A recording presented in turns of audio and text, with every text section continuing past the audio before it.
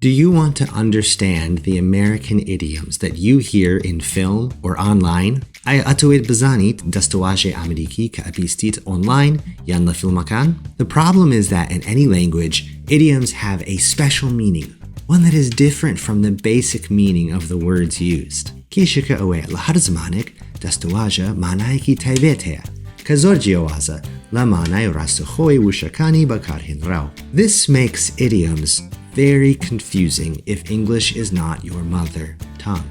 Don't worry, nigaran maba. Today I'm going to teach you one very common American idiom. And you will be able to understand it when you hear it, and you will also be able to use it. Badas pevikain? Let's get started. The American idiom I'm going to teach you today is to put your foot in your mouth. To put your foot in your mouth. Pay خستناو demi.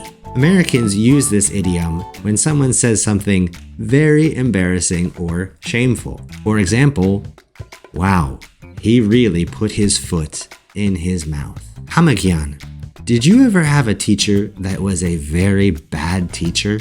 Aya hargiz mamostayekit habu ka mamostayeki zor khrab bubet? Imagine if one day you are at school and you are sitting with your friends. You say to your friends, Mr. Flan is the worst teacher in the whole world. You thought that you and your friends were alone. But Mr. Flan was standing right behind you, and he heard everything that you said. In this situation, you put your foot in your mouth. You said something very embarrassing or very shameful right in front of your teacher.